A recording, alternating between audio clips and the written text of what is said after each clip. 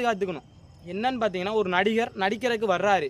அங்க போய் ஒரு 100 பேர், 200 பேர், ஒரு 1000 பேர் நம்ம போய் என்ன பண்றோம்? அவங்க கூட செல்ஃபி எடுக்கிறதுக்கு பார்க்குறோம். எதுக்காக நம்ம அப்படி எடுக்கணும்? இந்த செலிபிரிட்டிட்ட போய் செல்ஃபி எடுக்கிற இந்த மனநிலை நம்ம எல்லாருக்குமே மாறணும். இன்க்ளூடிங் என்னையும் சேர்த்து தான் சொல்றேன். நான் உங்களுக்கு மட்டும் சொல்லல. நம்ம எல்லாரும் நம்மளோட உடம்ப ஆரோக்கியமா வச்சுக்கிட்டா தான் நம்ம குடும்பத்தை நம்ம ஆரோக்கியமா வச்சுக்கிறோம். நம்ம குடும்பம் ஆரோக்கியமா இருந்தா தான் நம்ம சந்தோஷமா இருக்க முடியும். இந்த சமூகம் மாறும் நீங்க எதிர்பார்த்து யாரோ ஒருத்தவங்களுக்கு ஓட்டு போடுங்க. நானும் ஒருத்தவங்களுக்கு போட தான் போறேன். பார்க்குற நீங்களும் ஒருத்தவங்களுக்கு ஓட்டு போட தான் போறீங்க. ஆனால் அவங்க யாரும் நம்மளோட நலன் கருதி அவங்க இப்போ இத்தனை லட்சக்கணக்கான பேர் ட்ரிக் அடிக்டாக இருக்கிறாங்க, ஒரு ஆல்கஹால் அடிக்டாக இருக்காங்க. ஆனால் ஒரு நல்ல தலைவன் என்ன பண்ணலாம்?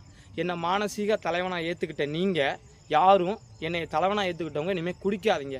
யாராவது ஒருத்தவங்க சொல்லியிருந்தாலே ஒரு லட்சக்கணக்கான பேர் குடிக்கிறாங்கன்னா 1,00,000 பேர் திருந்தினா கூட இது எவ்வளோ பெரிய சமூக மாற்றம். அதுபோல் ஒரு ஸ்கூல் டீச்சர் நீங்கள் இதை பார்த்துக்கிட்டு இருக்கீங்க அப்படின்னா உங்கள் மாணவர்களுக்கு சொல்லிக் கொடுங்க. உடல் ஆரோக்கியமும் ஒழுக்கமும் ரொம்ப முக்கியம். நல்லா படிங்க, நல்லா வேலைக்கு போவோம். நல்லா படிங்க, நல்லா வேலைக்கு போவோம். நல்லா வேலைக்கு போனால் எத்தனை பேருங்க நல்லது பண்ணுறாங்க? இன்றைக்கி 90% பேர் நல்லது பண்ணுறாங்களா? நீங்களே யோசிச்சு பாருங்கள். நான் டெய்லியுமே பார்த்தீங்க அப்படின்னா நம்மளோட உடற்பயிற்சி உடல் ஆரோக்கியத்தை பற்றி தான் பேசுவேன். ஒரு நியூஸ் பார்க்குறேன். இந்த ஒரு மாதமாக பார்த்தீங்கன்னா அந்த நியூஸை பற்றியே தான் போய்கிட்டு இருக்கு. ஆனால் அது நடந்து அங்கே ஒரு எவ்வளோ பெரிய மன கஷ்டத்தில் இருந்திருப்போம்.